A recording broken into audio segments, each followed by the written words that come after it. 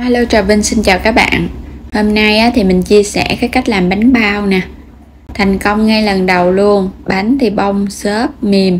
Bên ngoài thì láng bóng và có cái độ đàn hồi rất là tốt. Không cần bột nở nha. Bột nở ngon nè.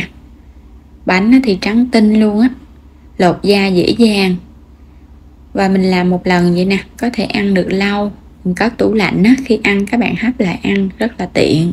Thì mời các bạn cùng vào bếp để thực hiện món bánh ngon này.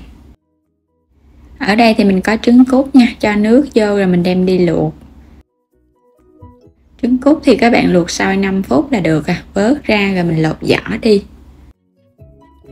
Tiếp theo thì mình dùng 300g thịt nạc xay. Dùng nạc vai heo á, thịt nó sẽ mềm ngon hơn. Các bạn xay cho nó nhuyễn ra. Mình dùng một cái trứng gà, một củ hành tây nha, vừa vừa thôi đừng có lớn quá, một củ sắn gọt vỏ xong rồi các bạn rửa cho nó sạch, một chút nữa mình cắt. Nấm mèo thì mình dùng 4 cái tay nấm mèo ngâm nước cho nó nở ra. Hành lá và ngò rí cho vô nhân để nó thơm hơn á. Trứng cút thì mình lột vỏ ra xong rồi nè. Rồi bây giờ cắt củ sắn luôn. Củ sắn này thì các bạn cắt lát cho nó mỏng, để chút nữa mình cắt sợi lại. Càng mỏng thì ra cái sợi nó càng nhuyễn á, thì mình cho vô nhân nó sẽ ngon hơn, nó quyện hơn á. Sắc hạt lựu lại nha. Rồi cho toàn bộ vô cái thao. Hành tây mình cũng cắt ra luôn, một củ cũng vừa thôi nha. Nấm mèo cắt sợi, rồi các bạn sẽ băm cho nó nhuyễn lại. Hành lá và ngò rí mình cũng cắt nhuyễn luôn. Hôm nay thì mình sẽ làm nhân với cái cách hấp. Cho vào 2 muỗng canh dầu ăn, phi thơm cái phần hành tây. Các bạn xào cho khi mà thấy nó tỏ cái hương thơm lên là được rồi. Rồi mình cho nấm vô, xào sơ qua nha, cho hai loại này nó ngấm đều dầu, nó thơm, rồi mình tắt bếp. Cho hết vô trong củ sắn hồi nãy. Rồi mình lấy thịt mình cho vô luôn. Tách cái lòng đỏ trứng gà, cho cái lòng đỏ vô trong nhân. Rồi cho hết hành và ngò vô. Rồi mình nêm vào đây 1 muỗng cà phê hạt nêm nè, 1 muỗng canh đường, chút xíu tiêu xay, 1 muỗng canh dầu hào, 1 muỗng cà phê dầu mè. Dầu mè hoặc là rượu mai quế lộ đều được, giúp cho nhân thơm hơn. Khi mà ra bánh nó hấp lên á, cái phần nhân rất là thơm. Trộn đều cho nó ngấm gia vị. Và phần nhân này nó sẽ hơi tách, cho nên mình cho vào đây 1 muỗng canh bột năng hoặc là bột bắp, giúp cho nhân nó có cái độ kết dính. Chút nữa mình vo á, nó không có bị rời ra. 1 muỗng hoặc 2 muỗng cũng được. Rồi bây giờ các bạn sẽ vo nhân, mình cho trứng cút vào giữa nha, túm phần nhân lại, rồi mình vo cho nó tròn tròn, rồi mình để qua một bên.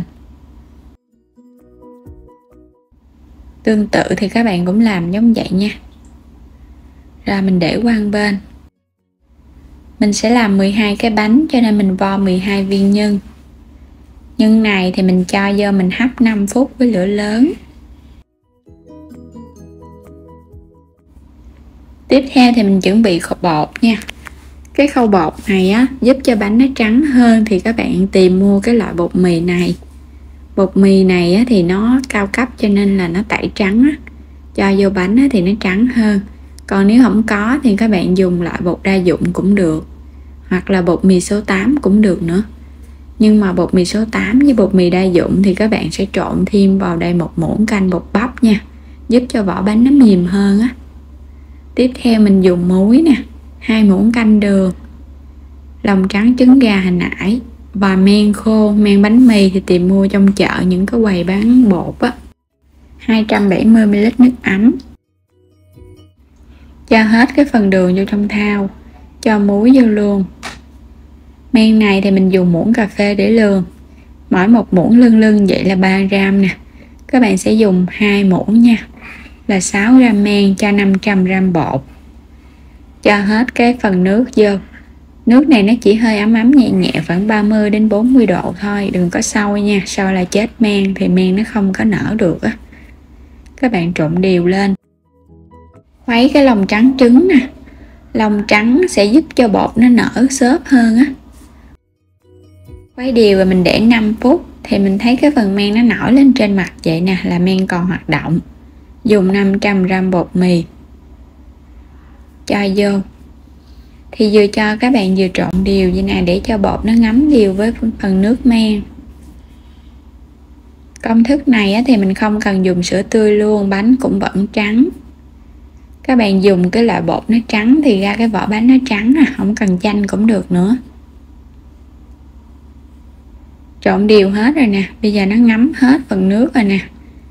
Cho vào đây 1 muỗng canh dầu ăn, giúp cho cái vỏ bột nó bóng hơn á. Rồi bây giờ các bạn sẽ nhồi nha. Mình nhồi sơ thôi à, cho phần bột này nó láng mịn ở bên ngoài á, nó sẽ gom thành một khối.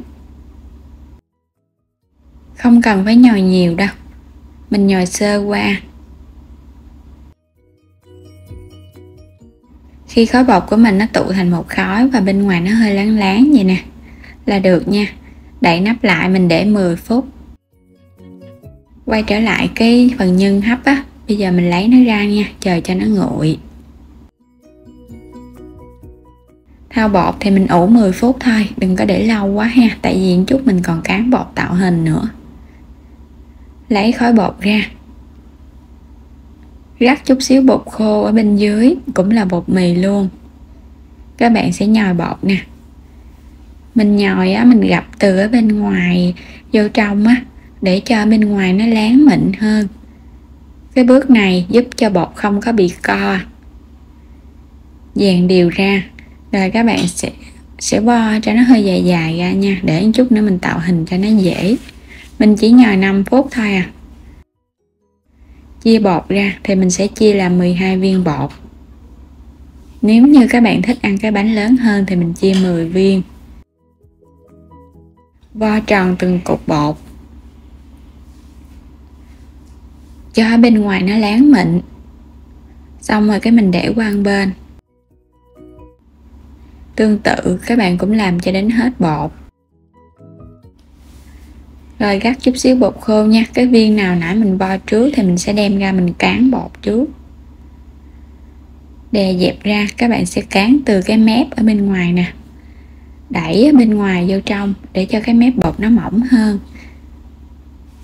Ở bên trong thì các bạn không cần cán đâu, mình chỉ cần cán từ bên ngoài thôi.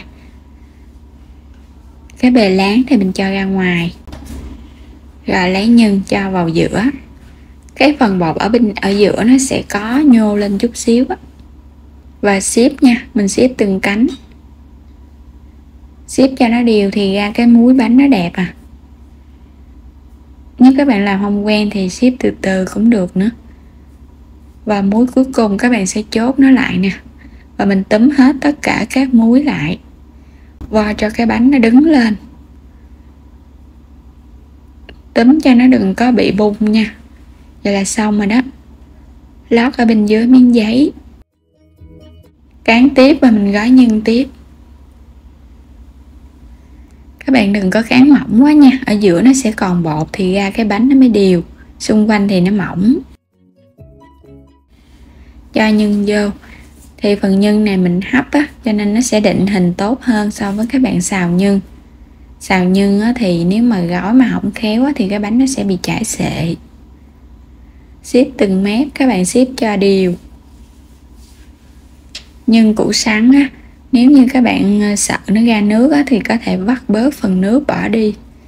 Rồi mình trộn vào nhân cũng được. Nhưng nếu mà vắt nước á, thì cái chất ngọt tự nhiên nó sẽ mất đi á. Nên mình không có vắt nước. Rồi các bạn làm tương tự nha. Làm xong hết rồi thì mình để thêm 10 phút nữa. Khi mà các bạn thấy những cái cánh của bánh á, nó bung ra vậy nè, bên ngoài á, thì nó láng. Mình sờ vào mình thấy nó có cái độ đàn hồi nhẹ nhẹ thôi, đừng có đàn hồi mạnh quá. cầm nó nhẹ tay hơn thì mình sẽ đem bánh đi hấp luôn. Bắt sẵn nồi nước sôi nha. Thì mình hấp trong vòng 12 phút với lửa lớn. Sau 12 phút các bạn tắt bếp nha, và mình chờ 1 phút nữa. Rồi mình sẽ mở nắp ra. Chờ một chút xíu để cho bánh không có bị sốc nhiệt á. Bánh nở bung cánh nè, trắng mịn. Mình lấy bánh ra và tiếp tục hấp những cái bánh còn lại.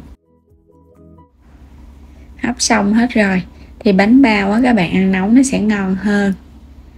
Bột nó mềm và nó thơm hơn so với ăn nguội nha. Bánh đàn hồi rất là tốt luôn. Cực kỳ trắng, không có bị ngà vàng. Nếu như làm bột mì đa dụng á, thì bánh nó sẽ hơi ngà vàng chút xíu, nhưng mà chất lượng bánh vẫn ngon. Đây mình bẻ bên trong nè. Bột rất là xốp luôn á. Với công thức này á, thì các bạn sẽ thành công ngay lần đầu thực hiện luôn. Không cần bột nở, bánh vẫn nở ngon, mềm và trắng tinh. Bột á thì thơm, nhưng cũng dễ làm nữa. Từ bên trên và bên dưới bánh vẫn nở đều. Bánh bao á, mà làm mà lột da mà được á, thì bánh bao mới thành công nha. Mình lột da dễ dàng nè. Bên ngoài á, nó tróc lóc luôn. Chỉ một loại bột thôi à, mà cho ra món bánh rất là ngon. Và với công thức này thì các bạn cũng có thể làm để kinh doanh. Làm siêu dễ luôn, không có gì khó hết. Thì mời các bạn cùng thưởng thức nha. Ăn rất là vừa miệng. Phần nhân á thì nó thơm và nó có cái độ mềm ngọt tự nhiên á. Bột thì nó vừa ăn lắm. Bánh đàn hồi rất là tốt luôn. Thì bánh này các bạn dùng hỏng hết á, mình gói vào cái túi ni lông rồi mình cho vào ngăn đá thì mình bảo quản được 1 tháng nha. Khi ăn đem ra hấp lại. Và đến đây thì mình chúc các bạn ngon miệng với món bánh bao này. Đừng quên đăng ký kênh ủng hộ mình và like các video, chia sẻ video ủng hộ mình nha. Xin chào tạm biệt, hẹn gặp lại trong những video tiếp theo.